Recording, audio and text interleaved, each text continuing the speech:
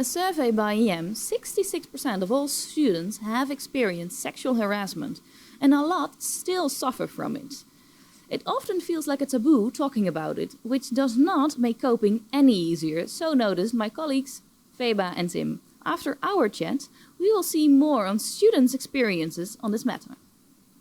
For my sisters, I think it was often more along catcalling, especially on nights out. Often things that go together with transactional behaviors. So kind of like, I'm buying you a drink. Why are you not, why are you not doing what I expect you to do if you buy me a drink? Like this student said, many students, perhaps even all students, know stories of sexual harassment. And that's also exactly what our surveys showed. Let's start with some key figures. 66% of all students have experienced sexual transgressive behavior, and almost half of them still face problems because of that. And 55% of the respondents doesn't know where to report sexual harassment at this university. Tim, you're one of the colleagues who did this survey. What stuck with you? I think one of the things that really stuck with me is that serious cases of sexual harassment are maybe more common than we all think. And also that sexual harassment can have a lot of impact on somebody.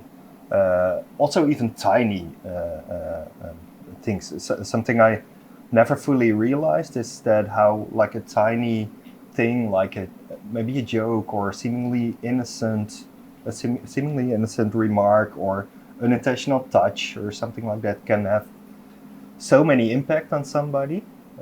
For example, one student said, I don't remember exactly what it was that happened to her, but she said it was kind of a minor incident, but it caused all kinds of flashbacks and traumatic responses because she experienced something more serious before. And maybe a little bit naive of me, but I never fully realized how bad that can be. And Feba, you actually spoke with women who had experienced sexual assault. Yes. Was it hard for these women to share their stories with you? I think so. I find them very brave to share their story. You see that the pain is still there. The assaults happened like a year ago or 2 years ago, but you see that one student said to me like, yeah, I thought I have processed this. I thought I have gotten over it, but now I'm talking to you, I realize that I haven't moved on from this. So like Tim said, the impact of the assault is very big. What stands out for you personally during this project?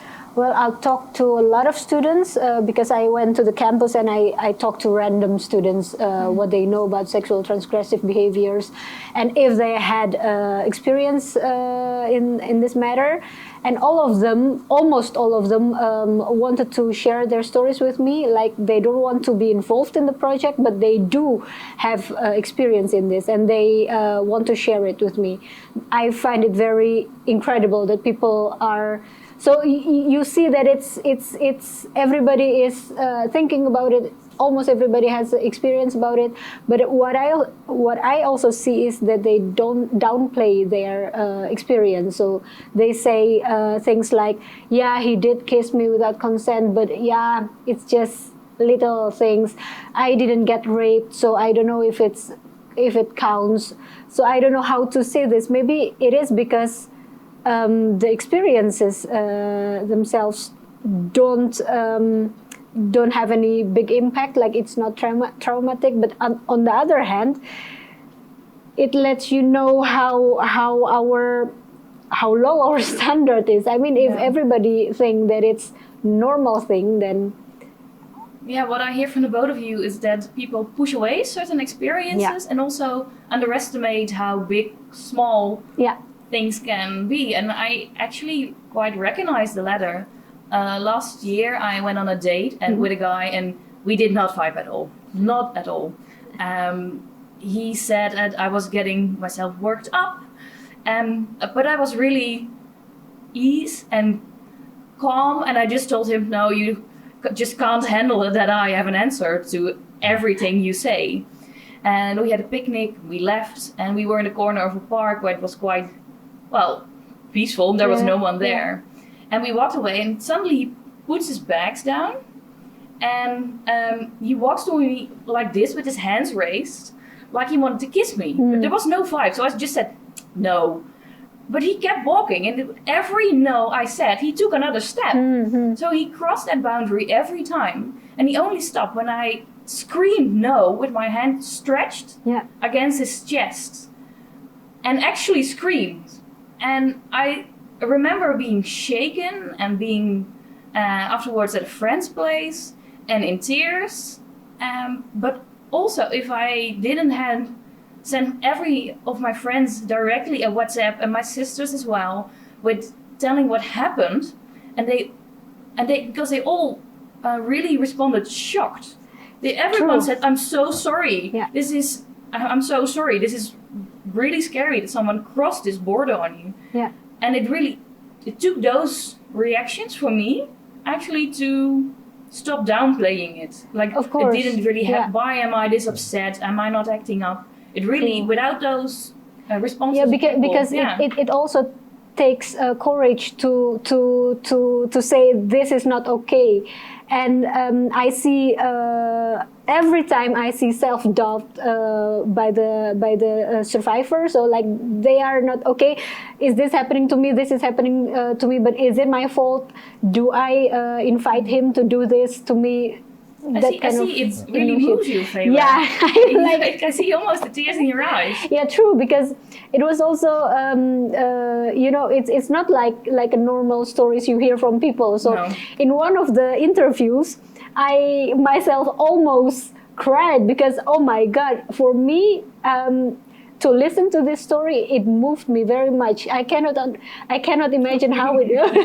I cannot imagine how it is for women who really experience these things. I think we kind of experience it on a daily basis. Yeah. With small actions. Have you experienced this? No, not a lot. No. Yeah. But I think what's also interesting about what you just told, that you had a very clear no, right? There was a very clear boundary, very clear no. A very clear boundary crossing, but what I think is important to realize that the situations aren't always this clear. That doesn't mean that there is no boundary crossing, right? No. It's like when it's not clear, it doesn't mean that boundaries are not crossed. But as we talked to Daphne van der Bongert, associate professor who works at the Erasmus Love Lab here, and I think she phrased that very well. She said, "Well, sex is messy. Like there aren't very clear yes and no's sometimes. Like I don't know about you, but I don't have a pile of consent forms lying on my bedstand." That's not always how it works. So it's also very important to realize that those very clear no's or those very clear yes aren't always there, and that those situations can be problematic as well. Yeah. Do they say also that it's how you get clear then in this still perhaps sexy way to get consent? Did Daphne say anything about that? Well, we talk about it because I asked her, like, does everything has to be verbal, like literally verbal, or asking? What did she say? She. Well, what she said is we really need to work on making talking about this sexy. Yes.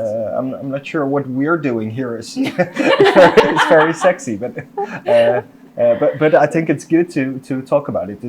I think it's very good that you tell your story here. It's very good that you texted friends and sisters about this. Well, hey, this happened to me, and this is where my boundary was crossed, and so I think that's very important.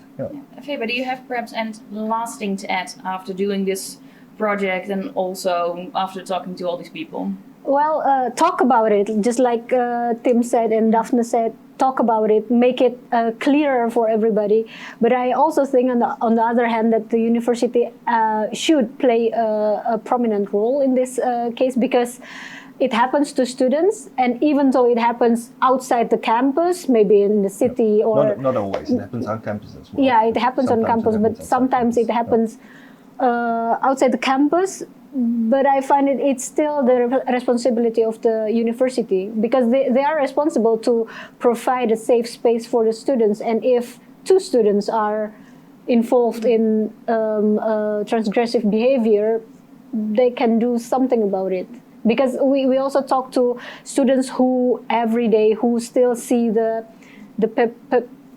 perpetrator every day on campus, and it is very hard for them. So maybe university should do something about it. And we also asked students here on Campus Woudestein how they feel about transgressive behavior. And this is an image report by Misha and Golina. Our investigation has shown that 66% of Erasmus students have experienced sexual transgressive behavior. So we want to know what students think about this. What do you think sexual transgressive behavior is? Any unwanted behavior by the receiving side. Anything that you feel like isn't what you want. I think it already starts with like words. It doesn't have to be like an action or something. Either words or just touching or something that you don't want on your body. Have you ever experienced sexual transgressive behavior? I have friends, I have 3 sisters, so it was often more along catcalling, especially on nights out. Unwanted touching. Often things that go together with transactional behaviors, so kind of like, I'm buying you a drink, why are you not why are you not doing what I expect you to do if you buy me a drink? Sometimes when I walk somewhere, there are some men who are catcalling me, so I don't feel really safe with it. And I think a lot of women experience that. Like if someone passes in a car or something and just screams something at you, like, oh, sexy girl or something, then you're like, oh, this is awkward. Especially at night, then you get kind of awkward about it. Nothing too bad, but when you're dancing in a club and a boy like approaches you, or like being called something on the street. You get like comments or looks even, that you feel that you're being like undressed by someone watching you, but mostly it's ignored by girls because it happens so often. Do you always ask for consent when engaging in sexual behavior? Yes. Or just actually asking. Like blatantly asking, can I do this? Is this okay? Asking is one thing, but most communication is with body language. So you can notice when a person wants it or does not want it. Without asking, it's a natural flow of getting there. I would like to think I do, but I don't know if I ask it enough. I mean, if it's somebody new, yes, but for example, with my boyfriend, maybe not every time again. Just ask if the other person is fine with like taking another step. Have you ever wondered about yourself if you maybe crossed any boundaries? For example, with dancing, I have wondered, is this already too much? I don't think I'm that aggressive myself. Would you say something about it if you saw it happening? I don't know if I feel safe enough all the time to call someone out for it, but when I see it, I will try to say something about it. I think it's easier for me as a guy to go up to another guy and be like, well, what were you doing? Why do you think this was okay? I would like to say yes. I'm not sure because I'm kind of shy about that kind of stuff. Once I did, yeah, but I have to say I think I could have done it more often, yeah.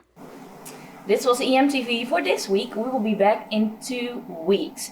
Do you want to share your story following this survey we did, this bigger investigation? You can always contact us. You can contact, for example, Tim, Feba, or Erasmus Magazine. We'll see you in 2 weeks.